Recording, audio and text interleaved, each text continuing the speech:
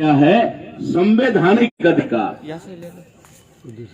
संवैधानिक अधिकार मतलब जो अधिकार आपको संविधान में दिए गए, संविधान में जो अधिकार दिए गए ये संविधान के पहले यानी संविधान बनने से पहले ये हमें प्राप्त नहीं थे। इसलिए वो अधिकार हमें संविधान के माध्यम से मिले। बहुत सारे अधिकार हैं, लेकिन मैं शुरुआत करता हूं आपको एक अधिकार से कि भारत के संविधान में अनुच्छेद 19 के अंदर हमको बोलने का अधिकार दिया। ध्यान देना इस बात पे, हमें कौन सा अधिकार मिला? बोलने का अधिकार। इसका मतलब इस संविधान के बनने से पहले या लागू होने से पहले हमें बोलने का भी अधिकार नहीं था। अपना दर्द, अपनी व्यथा, अपना दुखड़ा किसी को सुनाने का भी अधिकार हमें नहीं था। अर्थात हमारी कोई सुनवाई होती ही नहीं थी।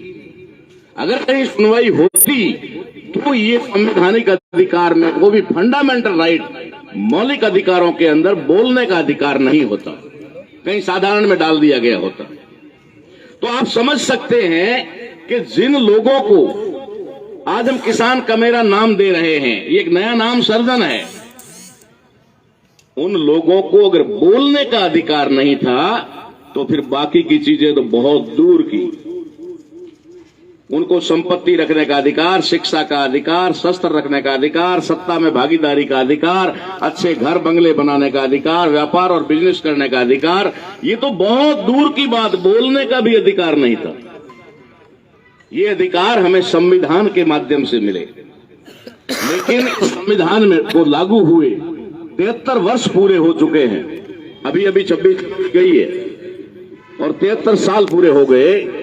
लेकिन इस देश के अंदर आज भी ऐसा कोई जिला नहीं, ऐसा कोई तहसील नहीं, ऐसा कोई राजधानी राज्य की नहीं, और दिल्ली में तो खैर कहने की जरूरत नहीं है, जंतर मंतर बनाई है कि जहां पर धरना ना हो, जहां प्रदर्शन ना हो, जहां पर लोग न्याय के लिए लड़ते ना हो। भूराराम जी बाड़मेर जिले के गवाह यहां बैठे हुए हैं। ऐसा कोई दिन नहीं जाता कि इनके पास 5-7 प्रकरण न जाते हो। मैं भी कई प्रकरण इनके पास भेजता हूं क्योंकि मेरे पास टाइम नहीं होता। अगर हमें न्याय मिलता, अगर हमें अधिकार मिले होते तो इन लोगों को संघर्ष नहीं करना पड़ता। ऐसा कोई मुख्यालय तहसील या जिले का नहीं है जहां पर धरना स्थल ना हो और वहां पर 8-10 धरने ना चालू हो।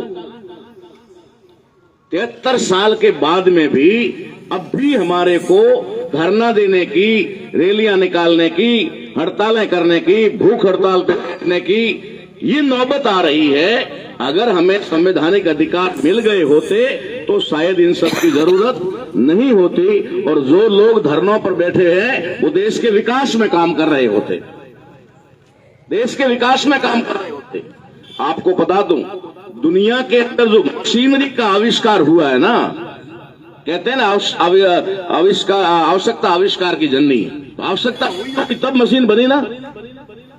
एक दिन हम लोग गाड़ी में जा रहे थे, चर्चा कर रहे थे, तो मैंने हिम्मत सिंह जी उनको ये बताया, मैंने कहा अगर जेसीबी आई है, जेसीबी मशीन है और वो आज की तारीख में से 1200 रुपए लेती है और जितना 1 घंटे में वो काम करती है उतना ही 1 घंटे में 10 लोग काम कर सकते हैं।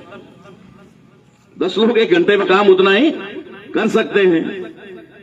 दुनिया के अंदर हाथ नहीं है, हाथों की कमी है, मैन पावर की कमी है, लोगों की कमी है, लेबर की कमी है, इसलिए वो लोग मशीनों का उपयोग करते हैं। और भारत के अंदर 90% हाथ, दावे के साथ कहता हूं, गारंटी के साथ कहता हूं, लाइव प्रोग्राम चल रहा है, 90% हाथ सिर्फ ताश खेल रहे हैं, सिर्फ ताश खेल रहे हैं। हम खुद प्रैक्टिकल में उन लोगों को जाकर कभी कहते हैं कि एक मीटिंग है, जरा आना, मीटिंग में आना, थोड़ा टाइम निकाल करके। तो क्या जवाब मिलता है?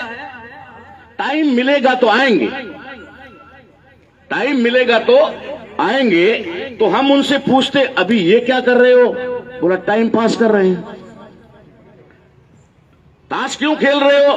बोला टाइम पास कर रहे हैं। और हम मीटिंग में बुलाते हैं, आना अपने काम हक अधिकारों के लिए। बोला टाइम मिलेगा तो आएंगे। 90% लोग ताश खेल रहे हैं। ये हाथ जो दुनिया में है नहीं, जिसकी वजह से बड़ी बड़ी मशीनें लानी पड़ी, और भारत में ये 90% हाथ बेकार पड़े। ये नौबत क्यों आ रही है? हमारे लोगों को हक अधिकारों के लिए क्यों धरनों पर बैठना पड़ रहा है? अगर हमें संवैधानिक अधिकार मिल गए होते तो ये सब नहीं करना पड़ता और सब लोग अपने अपने काम में लगे होते और देश दुनिया में सबसे आगे होता, सबसे नंबर 1 पर होता। तो जो संवैधानिक अधिकार हमें 73 साल में नहीं मिल पाए, उन अधिकारों को लेकर के हम लोगों ने 2010 में ये अभियान शुरू किया था। 2010 से लेकर के भारतीय संविधान बचाओ और लागू करो, यानी अधिकारों को, हम लोगों को अधिकार दो। ये चलते चलते 2015 तक हम लोगों ने भारत सरकार को भी भारतीय संविधान दिवस यानी 26 नवंबर मनाने के लिए मजबूर और विवश किया, और उनको पहली बार मनाना पड़ा। संविधान की बात आम लोगों, संघर्षशील लोगों तक और जागृत लोगों तक तो गई, लेकिन किसान आंदोलन में 2021 में जब हम लोग यहां से गए, 1 जनवरी को हम लोग शाहजहांपुर बॉर्डर पर पहुंचे, तो वहां जाने के बाद में हमने देखा कि एक विशाल आंदोलन जो शायद इतिहास में भारत के अंदर तो कहीं पर भी दिखाई नहीं देता, लेकिन दुनिया में भी ऐसा कोई विशाल आंदोलन नहीं था। भारत के अंदर कर्मचारी अधिकारी वर्ग जो 1 लाख 2 लाख की तनख्वाह उठाते हैं, उन लोगों की भी हिम्मत और औकात नहीं है कि वो लोग 10 दिन से ज्यादा कोई आंदोलन चला सके। और अधिकांश आंदोलनों को तो हमने देखा है कि एक दिन 5000 लोग होते हैं, दूसरे दिन 500, तीसरे दिन 50 और चौथे दिन घरवाले भी कहते हैं यार हमारे थप्पड़ उठाओ यहां से, हम लोग परेशान हो रहे हैं। क्योंकि हर आदमी के पास टाइम नहीं होता। पहले दिन तो जोश जोश में आ जाते हैं, फिर बिठा भी देते हैं, जाजम भी डाल देते हैं, और उसके बाद उनको उठाने वाला ही कोई नहीं मिलता। तो ये समस्या है हमारी। तो हमने वहां जाकर के देखा कि इतना बड़ा विशाल आंदोलन है, और इस विशाल आंदोलन को अगर सही दिशा मिलती है तो ये आंदोलन सफल हो सकता है, वरना चाहे कितने बड़े आंदोलन क्यों ना कर लो, कुछ भी होने वाला नहीं है अगर सही दिशा नहीं है। हमने वहां प्लानिंग के तहत इस आंदोलन को अन्नदाता से अन्न खाता का आंदोलन बनाया, जन जन का आंदोलन बनाया, राष्ट्रव्यापी आंदोलन बनाया, और 26 जनवरी को इसे संवैधानिक आंदोलन घोषित कर दिया। जैसे ही संवैधानिक आंदोलन आई तो संविधान के विरोधी जो लोग सरकार में बैठे हुए हैं, उन लोगों को पता चला कि अब हमारा मामला चलने वाला नहीं है, अब यह आंदोलन सही दिशा में जा रहा है। इस आंदोलन के पास धन की कमी नहीं है, अन्नदाता है तो अन्न की कमी नहीं है, दूध की कमी नहीं है, सब्जियों की कमी नहीं है, टेंट की कमी नहीं है, रहने के लिए लोगों की कमी नहीं है। अगर ये आंदोलन चल गया और सही दिशा में जैसे चल पड़ा तो हमारा बंटा ढाल हो जाएगा, हमारा सत्यानाश हो जाएगा। इसलिए उन्होंने आनन फानन में माफी मांग करके वो 3 काले कानून वापस लिए। और मैं शुक्रिया करता हूं उन तमाम किसान नेताओं का जिन लोगों ने इस बात को एक्सेप्ट किया, स्वीकार किया और कहा कि बिल्कुल संविधान के दायरे में ही हमें चलना चाहिए, वरना वे लोग तो आंदोलन को इतना उकसा चुके थे, इतना खालिस्तानी, उग्रवादी, आतंकवादी, पता नहीं नाम दे करके उनको ऐसा करवा रहे थे। जब वो सफल नहीं हो पाए तो 26 जनवरी को वहां पर खालिस्तानियों का झंडा लगा करके वहां से उपद्रव पैदा करने की कोशिश की, लेकिन फिर भी संवैधानिक दायरे में रहने की वजह से वो आंदोलन टस से मस नहीं हुआ और आखिर में उनको झुकना पड़ा। ये संविधान की ताकत थी। अब हमें पता चला आंदोलन खत्म हो गया, किसानों के काले कानून वापस हो गए, एक बार आंदोलन विड्रॉ हो गया। वहां से जगहों पर से हुआ, अंदर से दिलों से नहीं हुआ। दिलों से अगर वो आंदोलन विड्रॉ हुआ होता तो हिम्मत सिंह जी 2 साल से चलकर आज हमारे आप बीच में नहीं होते। आंदोलन दिलों में आज भी वो आग लगा रहा है, सुलझ रहा है। इसलिए हम लोगों ने कुछ साथियों के साथ मिलकर के, जो हमारे साथी बैठे धर्मेंद्र जी और हिम्मत सिंह जी, हम लोगों ने प्लान करके किया कि यार हम लोगों को संवैधानिक जानकारी कैसे दे सकते हैं? तो पहली हमने किसान संसद जयपुर में लगाई और किसान संसद के माध्यम से लोगों को अपने संवैधानिक अधिकारों को के प्रति जागृत करने का प्रयास किया और बहुत सफल संसद रही किसान संसद। दूसरी किसान संसद हमने छत्रपति साहू महाराज के जन्म दिवस पर 2022 को 26 जुलाई को लगाई और उसमें तो 100% संविधान पर ही बातें हुई। यहां तक कि हमारे सेकंड सेशन के अध्यक्ष स्पीकर महोदय ने खुद ने वहां से कहा कि भैया यहां तो सारे शेरनी के दूध पीने वाले लोग हैं, इनके सामने कुछ नहीं टिकने वाला है। लेकिन हमारे लिए प्रॉब्लम ये थी कि हम देश के राज्य के सारे लोगों को जयपुर नहीं बुला सकते थे, हम लोग पूरे देश के लोगों को दिल्ली में नहीं बुला सकते थे। इसलिए हम लोगों ने बैठकर मंत्रणा की कि इन लोगों तक संवैधानिक जानकारी कैसे जाए, क्योंकि सारे लोगों को वहां 1000, 1500, 2000 ज्यादा करोगे 1 लाख, 2 लाख, 3 लाख, 5 लाख, इससे कोई समस्या का समाधान होने वाला नहीं। और वो भी 1-आधे घंटे के लिए अगर आप जयपुर में इकट्ठा कर लो, उससे होने वाला नहीं। तो हमने प्लानिंग किया कि हम लोगों तक जाएंगे, हम लोगों के बीच में जाएंगे। तो हम लोगों के बीच में कैसे जाएंगे, इसकी शुरुआत हमने राजस्थान से करना उचित समझा, क्योंकि मामला राजस्थान का नहीं है, मामला पूरे भारत का है।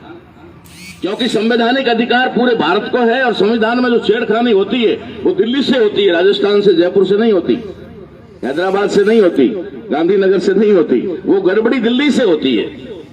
तो हम लोगों ने देखा कि पूरे भारत में इस यात्रा का एक आगाज होना चाहिए, जिसकी शुरुआत राजस्थान से होनी चाहिए। हमने राजस्थान का पहला फेज आपके सामने प्रस्तुत करने जा रहे हैं। पहला फेज, फर्स्ट फेज है ये, जिसके अंदर हमने 33 जिलों में 33 जिलों को टच करने का और प्रत्येक जिले में मिनिमम 3 मीटिंग यानी 91 पॉइंट हमने सुनिश्चित किए कि वहां जाकर के हम लोगों को उनके संवैधानिक अधिकारों के बारे में जानकारी देंगे, जागृत करेंगे और संविधान को बचाने के लिए उनको प्रेरित करेंगे। मामला यहां खत्म नहीं होगा, 22 तारीख को ये यात्रा का समापन हो जाएगा, लेकिन 23 तारीख से ही राजस्थान के अंदर प्रत्येक जिले में, जैसे अभी राजस्थान के लोगों ने जिम्मेदारी ली, अब 23 फरवरी से प्रत्येक जिले के लोगों को जिम्मेदारी लेनी होगी। आपके सामने जो पैम्पलेट है वो एज इट इज रहेगा। इस पैम्पलेट के पीछे जो अभी राजस्थान का कार्यक्रम बना हुआ, शेड्यूल बना हुआ है, इसमें जिले का आ जाएगा। जैसे बुराराम जी ने कहा ना, उसी बात को मैं कंप्लीट कर रहा हूं कि जिलों पर कैसे हो। तो ये जिले के लोगों की जिम्मेदारी है कि वो 8, 10, 15, 20 नहीं तो 2 गाड़ी ही लेकर हर तहसील मुख्यालय पर जाए और वहां पर तहसील के अंदर बड़े बड़े जो कस्बे या जो गांव हैं उनको टच करते हुए, बड़ी ग्राम पंचायत है उनको टच करते हुए वहां पर जन जागरण का कार्यक्रम लगाए। ये जिले की जिम्मेदारी होगी। हम लोगों ने 20 दिन का प्रोग्राम बनाया, जिले के लोगों को सिर्फ 10 दिन का ही प्रोग्राम बनाना। 10 दिन में अगर 20 मैक्सिमम 20 तहसील होती है, ज्यादा नहीं होती, 20 तहसील होती है और 10 दिन में, एक दिन में 2 तहसील कवर की जा सकती है। तो ये जिला लेवल से तहसील लेवल तक जाएगा। उसके बाद तहसील के लोगों की जिम्मेदारी हम लगाएंगे कि वो तहसील के लोग अपने अपने ब्लॉक और ग्राम पंचायत लेवल तक उसको ले जाएंगे। ठीक उसी प्रकार का सिस्टम अन्य राज्यों में भी शुरू होगा और ये देश के सभी राज्यों में और केंद्र शासित प्रदेश में चलेगा। संवैधानिक अधिकारों को लेकर हमने जिद पकड़ ली है कि हम हर घर में संविधान और संविधान की जानकारी देकर के ही दम लेंगे। कोई मार देगा वो अलग बात, जब तक दम है ये काम करेंगे। क्योंकि हमारी सबसे बड़ी समस्या ये है कि हम समस्याओं का समाधान ही नहीं जानते, समस्याओं का समाधान नहीं जानते। यही हमारी सबसे बड़ी समस्या है। अगर हमारे पास समाधान आ जाएगा तो समस्या, एक भी समस्या हमारे सामने टिकने वाली नहीं है। जैसा कि अभी आपको धर्मेंद्र जी ने बहुत अच्छा संदेश दिया कि ये यात्रा लोगों के बीच में भाईचारा निर्माण करने के लिए, किसान कमेरा वर्ग, अब यहां पर ना तो एससी है, ना एसटी है, ना ओबीसी है, ना माइनॉरिटी है, कुछ भी नहीं है। कास्ट तो है ही नहीं, कास्ट को हमने बिल्कुल लात मार दी, ठीक है ना। किसान और कमेरा वर्ग, उसमें भी बीच में हमने डैश लगा दिया, शायद अलग, यहाँ इसमें मिस्टेक हो गई, उनको भी जोड़ दिया है, अलग नहीं है। इसके अंदर भी डैश है, इस बैनर में नहीं डाला गया है। किसान कमेरा एक ही शब्द बना दिया हमने। जो मेहनत कश लोग हैं, जो परिश्रम करके खाते हैं, उन लोगों का एक संगठन होगा। उसमें जैसे हमारी यात्रा के अंदर सभी अलग अलग जातियों के लोग हैं, अलग अलग धर्म के भी लोग हैं, तो सारे लोग चल रहे हैं। तो ये जब तक भाईचारा हमारे बीच में नहीं बनेगा, दुश्मन ने हमारे बीच में इतनी दरार पैदा कर दी है धर्म और जाति के नाम पर, और उस धर्म और जाति की वजह से हम लोग नहीं जुड़ पा रहे हैं। तो हमने सबसे पहले तो यहां पर धर्म को और जाति को एक साइड में रख दिया। ये हमारी इस यात्रा में कहीं पर भी आड़े नहीं आएगा। पॉलिटिकल पार्टियों को हमने बिल्कुल किनारे कर दिया। हर पॉलिटिकल पार्टी का आदमी हमारे मंच पे आमंत्रित है।